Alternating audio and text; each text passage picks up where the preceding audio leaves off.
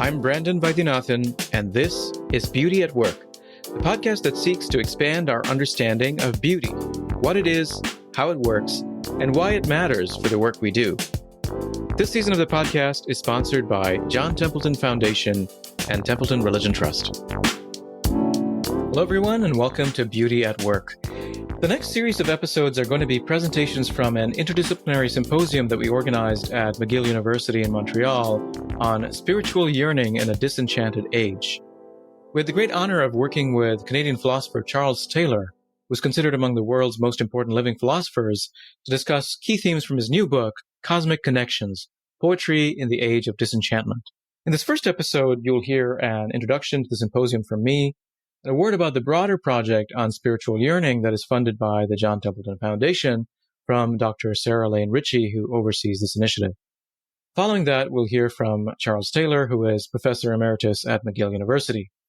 Taylor is best known for his contributions to political philosophy, philosophy of social science, the history of philosophy, and intellectual history, notably through books such as Sources of the Self and A Secular Age. He has received numerous honors, including the Kyoto Prize, the Templeton Prize, and the Berggruen Prize for philosophy. We also have a poetry reading from Marie Trod, a doctoral candidate in English at McGill University, who will share a couple of original poems. Let's get started. Let me just say hello and welcome to everyone. My name is Brandon Vaidyanathan. I'm a sociologist at the Catholic University of America, and it's a great honor and privilege to be here to try to put this event together, which I couldn't have done without Dan Siri. I want to thank you, Dan, for helping make this possible, and to Garth for hosting us here. Garth is there. We are for hosting us in religious studies. Sincere thanks to the John Templeton Foundation for founding this, and to Charles for suggesting this idea to bring some people together to think through some of the themes that emerge out of Cosmic Connections, and as you'll see, have a lot of resonance with an initiative that we're working on through this project at JTF on spiritual yearning among the non-religious. Let me say a word about what this event is about. Charles's new book, Cosmic Connections, as he describes it, is about the human need for cosmic connection, which means not just any mode of awareness of the surrounding world, but one shot through with joy, significance, and inspiration. And Taylor's hypothesis is that the desire for this connection may be a human constant, but one that takes on different forms in different times and different places. And Cosmic Connections explores poetry, particularly in romantic poetry, as one pathway to this cosmic connection, but what might be some other pathways that people are pursuing now? And that kind of pursuit is very much related to this initiative at the John Templeton Foundation on spiritual yearning among the non-religious. And I'm going to bother Sarah Lane Ritchie perhaps to say a word about the initiative, and I can say a little bit about how the resonance between that project and Cosmic Connection. So, my name is Sarah Lane Ritchie. I'm the Program Officer for Philosophy and Theology at the John Templeton Foundation. Just a quick word about me. Templeton has me on board basically to do all the weird stuff, like the non-traditional philosophy and theology stuff. My own background is in science and religion. I did my doctoral work and my postdoctoral work in Edinburgh in science and religion, looking at versions of expansive naturalism that would make space for all the things that we desire from religion and spiritual pathways. So when I came to Templeton, I immediately began developing this new initiative that would take seriously the spiritual needs, pursuits, yearnings of the spiritual but not religious crowd, the religious nuns, the duns, basically people who were serious about spiritual pursuits, meaning-making, transcendence, but didn't find a home for themselves in traditional religions. And out of that, basically out of my own 3 a.m. existential crises, the Spiritual Yearning Research Initiative was born. It's been going on for a couple years now. Brandon is one of our grantees in this initiative. So we call it SYRI, not Siri, SYRI. The Spiritual Yearning Research Initiative is just a big theme for us right now. We are aiming to do both descriptive, empirical, and normative work. So we're trying to bring the best of philosophy and theology, religious studies and ethics into conversation with psychology, sociology, and anthropology. And again, take seriously the needs of people who have authentic spiritual desires and pursuits, but don't really know what to do, don't really know what their resources are. So there's a lot of history involved. Increasingly, we're trying to help people reclaim what is out there already. and to not feel like they have to rely on Saturday morning yoga. And we're also trying to challenge sort of the dominant cultural narratives that the spiritual but not religious crowd is unserious, that they are overly relativistic or into, if it feels good, do it. So that's what we're doing. So my own work is, at the moment, is really just continuing this initiative, developing it in new directions. And I have to say, Charles Taylor's work has been infused in almost all of the projects that we see coming through our door. And so when Brandon told me that this event was happening, I basically invited myself. And I was like, please, can I come to your party? Because it would be lovely to be in a room full of people who are devoted to discussing this topic and around a figure that has been so influential in my own work, but also the initiative as a whole. And is the most frequently cited person in all of the grants that we're running in this program. So thanks very much for having me. I'm around all day. If you would like to talk about your own work, your own projects, grant ideas, that's my whole job. So feel free to catch me. Yeah, really delighted you could join us, Sarah. And yeah, so there's really just so much resonance, I think, between this initiative and the new book. And we are also, and the other pretext for our getting together was another event we're planning, another grant we're applying for on beauty and trying to think about the role of beauty and the kind of drawing on particularly the kind of aesthetic realism that you develop in Cosmic Connections. And this is Tara Isabella Burton and I are working on the new initiative to do some large-scale surveys as well as field work in different sites like the Venice Carnival and Burning Man-like places and sacred music choirs and a variety of sites to understand what happens with collective aesthetic experience. How are we moved by experiences of beauty together? And again, I think there are a lot of themes from Cosmic Connections that are very germane to that project, which we'd love to discuss later on in the day. Maybe very briefly, we'll go around and say who everyone is, just so we know who each other is over here.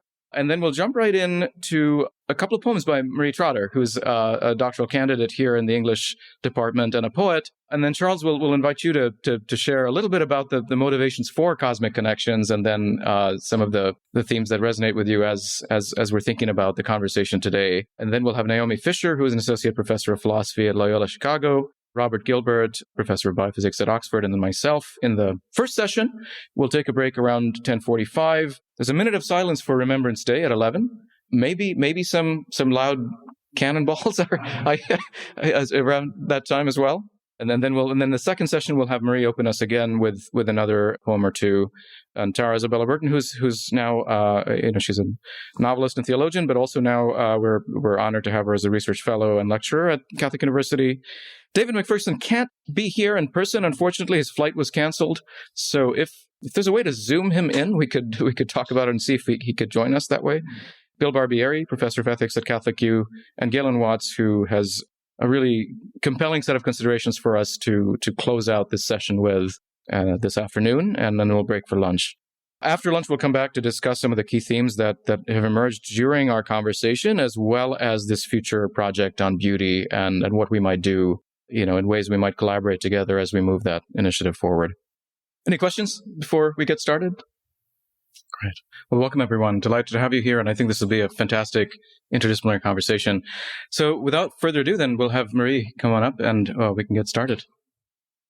So I'll first say that when I read poetry in other contexts, it's customary to snap to show appreciation, but I will not ask for that here. I think it might change the mood. So silence is totally acceptable. This first poem is called Things Are Good. Things are good. She and I don't talk anymore. But yesterday, the baby lay on my lap and pretended to swim, waving wildly one little limb, and left behind a bubble on my knee. The trains are still running. They work more often than not. And though my wallet had run dry, the driver let me on. My body began its monthly song. Thereupon a thankful ringing of the sheets. Things are good. If I ask him, he sings, or whispers unexpectedly the only words I want to hear. I finished once again the mystery I read for the first time last year in fall. I'd forgotten about the flood that ended it all. Bodies washed up on the fen from the raging river that broke the bridges and dams and filled the streets. An act of God, that nature functioned as it should. So again I say, Things are good. This poem is called Creators. The silver coin moon is blurring at the edges, as if God, after drawing, took the side of his fist and smudged it across the sky. His hands are stained, all colors, dark blue, and metal flecks, and thin orange bands of sunset, crossing veins of rose and mauve and gold. He has traced a line along the streets and alleyways. Their pavements exhale dust in the summer heat, traces of creation's footsteps rising skyward. He has filled the backyard fences with lilacs. He has lined every alley with pale purple blooms, bursting forth to be seen, their sweet scent to be noted. Summer sighs and unfolds in the uncurling of his fingers. How easily he begets beauty.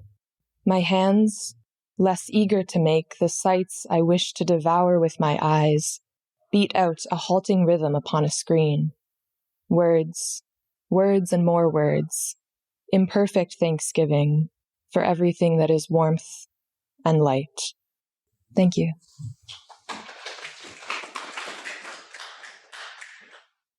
I was sort of working on this kind of problem all my life. Because to start in the middle, more or less in the middle, one of the books I wrote was A Secular Age. And the thesis was that not the secularizing thesis that religion is disappearing, but very much that religious life is mutating. And what I tried to point to as a new phenomenon was the phenomenon of religious seekers. And it's people who had very strong intuition somewhere that there was more to it all than standard, naturalistic, or however you want to describe it, view of the world allowed to exist. But that this is filled with people who were seeking. This is a really remarkable thing. So this is a kind of banality now. In this room, this is, announcing something that everybody takes for granted. In a certain way, their starting position.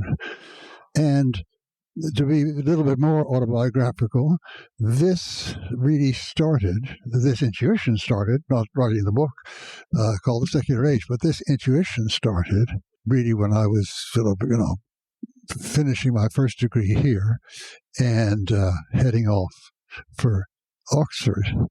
And it started because I myself was pitched into a path of searching. I was brought up here in Quebec, in the Catholic Church. On my mother's side, I'm a member of a very large, spreading Quebecois family. And we went to church every Sunday in Outremont, Saint-Viateur, and you know that. And so I had kind of a first-hand experience, but not really first-hand because the family was very relaxed. My father was Protestant, and there were also some people married into the family who were other than Quebecois Catholics and so on. So the rule, nobody said this to me, but not looking back, the rule was we just, accepted each other and worked with each other and sometimes loved each other and sometimes fought with each other. So as big families do, right? But nevertheless, I got a sense of what was going on by listening to the sermons at Saint-Viateur, which were far from the worst sermons preached in Quebecois churches. But then I also looked on at the politics of the time. Duplessis, who was really using people's fear of foreign religions in order to stir up the vote for the Union Nationale and, everything terrible that he was doing. So one of the things that I started adolescence, my political life, I actually joined the Provincial Liberal Party because of the fighting, écraser l'infâme. Our version of that was defeating Duplessis. But then, luckily enough, I existed in the culture that one of the cultures that was creating the Nouvelle Théologie that would be the basis of Vatican II. or I was listening, we were overhearing that culture. That theology, Dudubak, Congar, this was created by Dominicans and Jesuits, mostly, of course, living in France. But the thing is about these particular orders that the Dominicans and Jesuits of Quebec had a very close relation. You really didn't get anywhere unless you did graduate work Dominican in the Sauchois or in Paris and so on. So we began to read these texts before the world at large had heard about them. I was back in, so I was an undergraduate here in the, when was it? It was in 49 to a few years after that. Right? And this, they completely gave me another kind of inspiration. The second inspiration that I got was also at McGill at that time, and actually in this building. The great Islamic scholar Wilfred Cantwell Smith was here. And actually, he ended up founding here the Islamic Institute and a couple of streets over. And his course was on, comparative religion, I guess is the word. But what I was taking honors history, but I thought this is an elective course. This sounds interesting. And it was, to me, absolutely riveting. He was not one for tremendous rhetorical flourishes or for tremendous poetic invocations, but he wore a gown, which nobody else did at McGill, and he'd walk up and down like that. But he gave you a sense of what it was to be a Muslim, a Buddhist.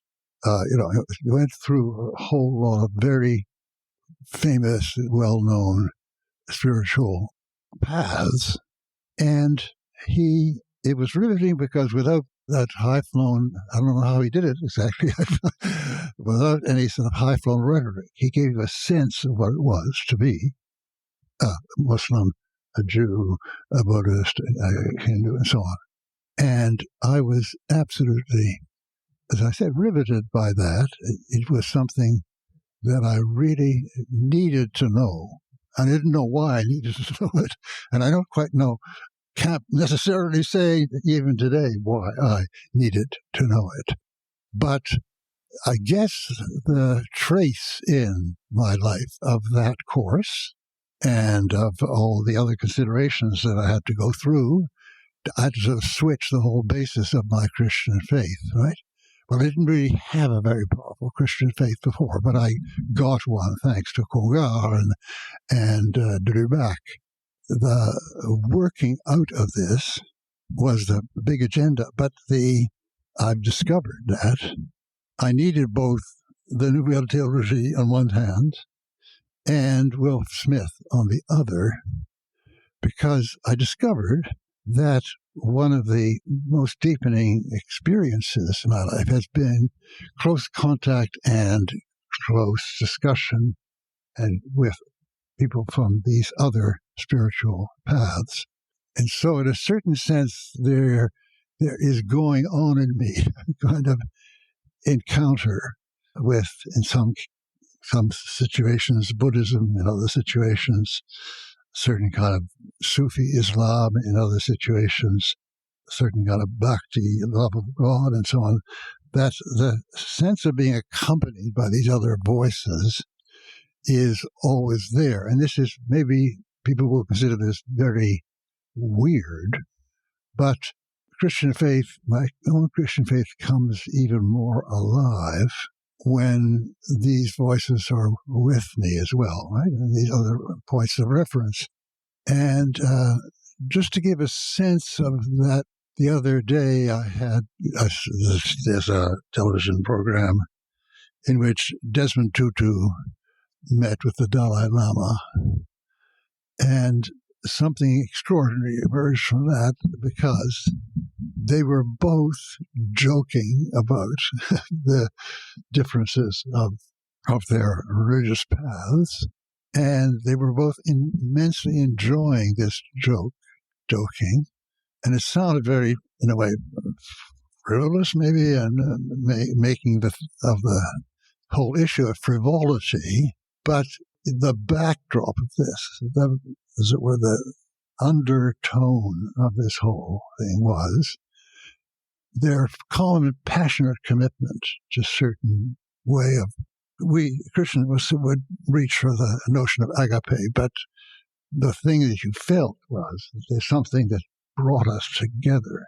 No, I'm talking now brought them together, but I'm talking of the resonances in me, something which brought us together in what we would call agape, but for instance, a Buddhist might call karuna, which are not very far apart, except that the spiritual sources that put people into this are diverse.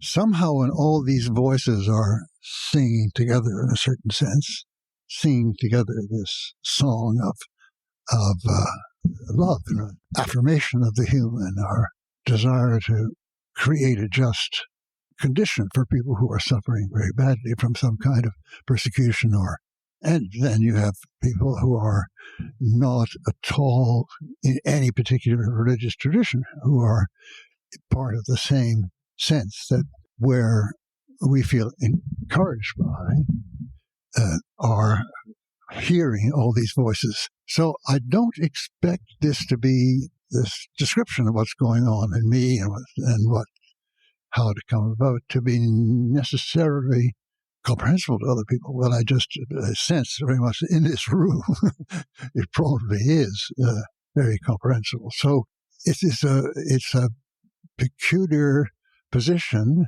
right, in which there's one dimension of the faith, my faith, which is sacramental, and that's a path. But the fact that it can be and is accompanied by knowing other people, exchanging with other people who are on another kind of almost parallel path, and that the sense of mutual enrichment is created from this, is a very important part of my spiritual life. And then, of course, there are doubts. There's a sense of a possible loss.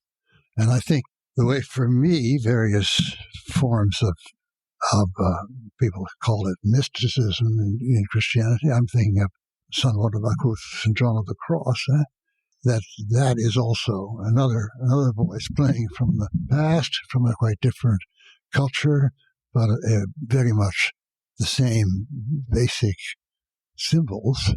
And so I want to throw one more thing into the mix. There is the struggle with doubt, the struggle with potential loss of these very powerful, St. John called Noche Oscura, the dark night.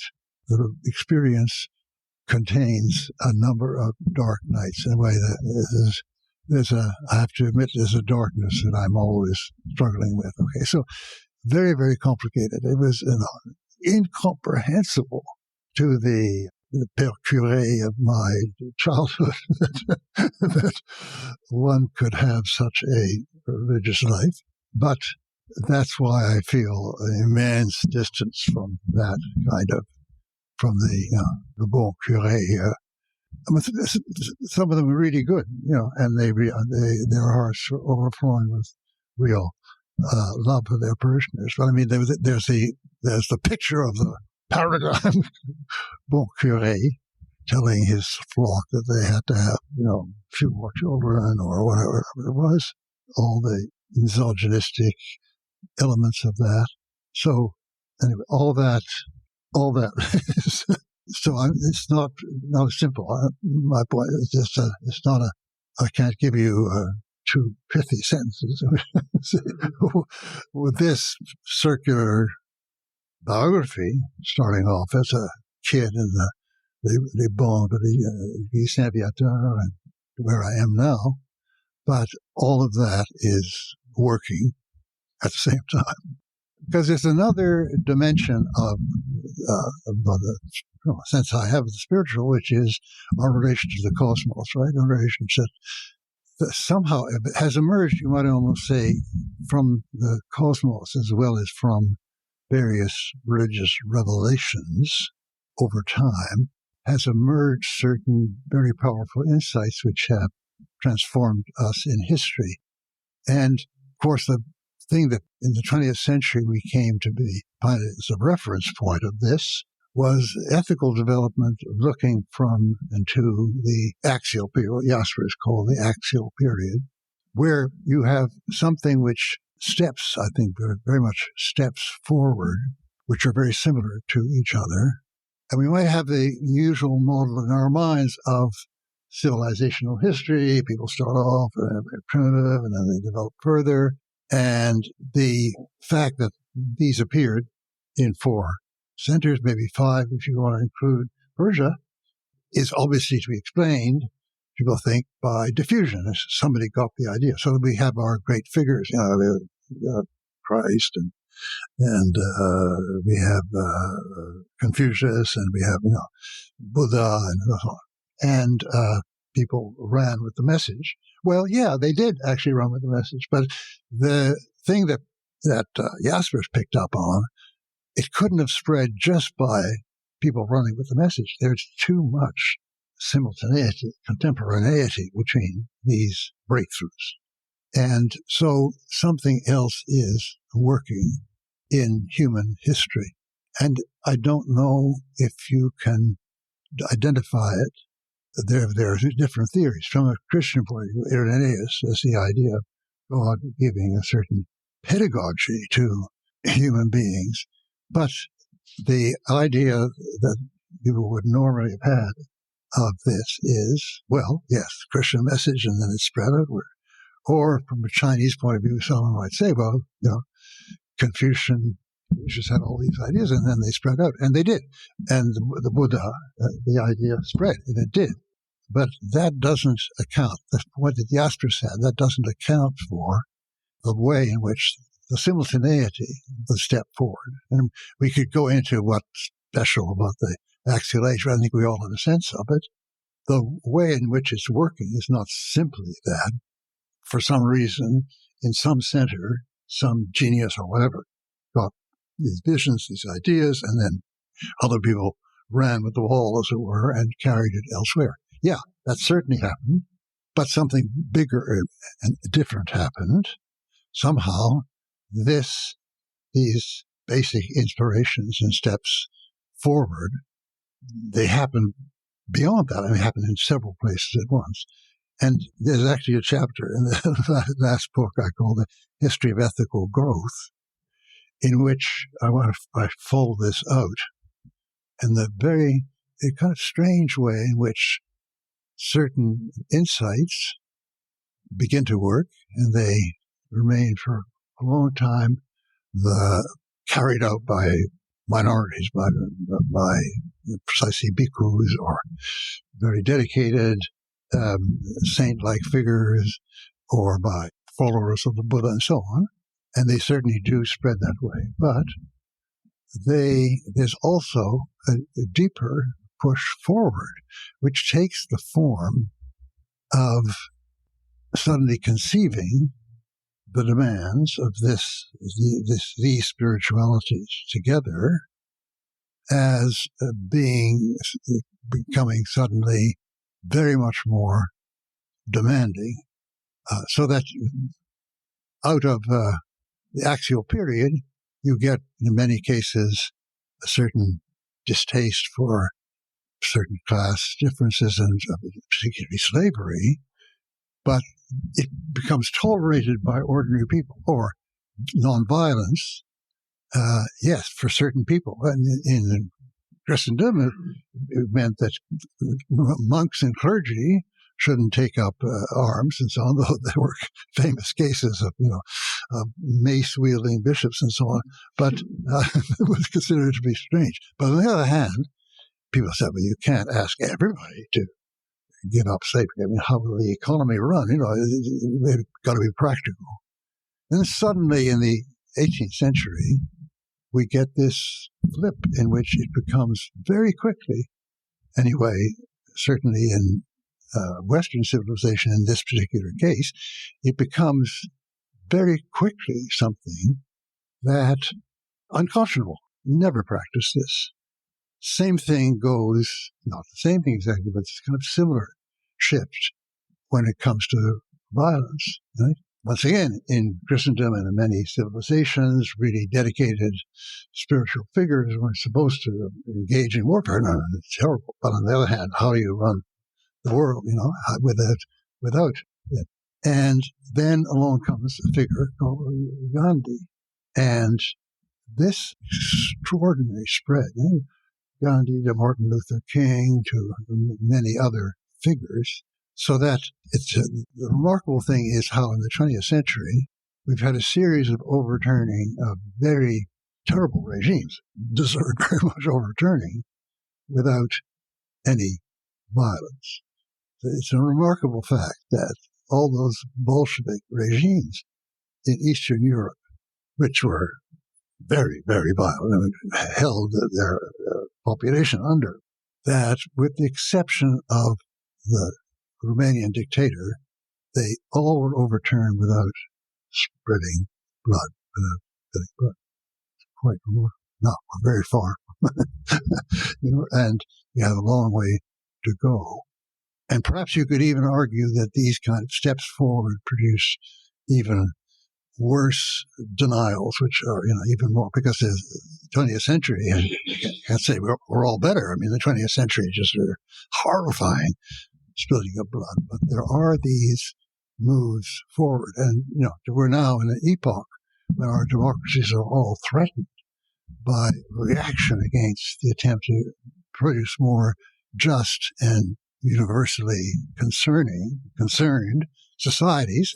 And you get everywhere there. We just had one of these reactions very close by. So we heard the blast from here. But nevertheless, a marker is put down. New demands are being made and so on. I think that there are these relations to our whole planet, to the spiritual lives that are alive in our planet. And what I wanted to show in the book was that in the particular department of our sense of connection to our larger cosmos, to our larger home, actually there's been one of these new moves. But this new move, the move of the cosmic connection of the authors I tried to cite in the 19th and 20th century, these moves are attempts to redo or to compensate for a loss of other kinds of connection that existed before, like the visions of the great chain of being of the cosmic order, so that there is this very strange kind of universal, which you can perhaps show in this domain of our relation to the cosmos, but I'm running this in some ways parallel to the ethical development from the axial period. You can in some ways show, and I wanted to put on the agenda. The whole thing was, first of all, because it's a lot of very beautiful poetry and also other works of art, but and I want to put that on the agenda. But you also have this kind of question: what is it about our relation to the cosmos? Is it just how we feel now, and they have another feeling then, and so on? Or is it something more substantial, more that draws together indigenous spiritualities at one end of history, way back, and these various forms that I'm trying to uncover in the 19th and 20th century? And this is a huge question mark. All these huge question marks. What is it? But my very strong intuition is that there is something constant here, constant but changing along with the cultural surroundings in which these intuitions occur. And so there are many more questions here than there are answers, but so we're making a parallel here between the kind of ethical development across the ages and the implicit issue of what is the draw on us of sense of cosmic connection again, across the ages and across different cultures, very different forms, and we're a little bit stumped. Don't know where to go to explain this or to give it, but it's a important question that we should think of, that we should, All right, folks, that's a wrap for this episode.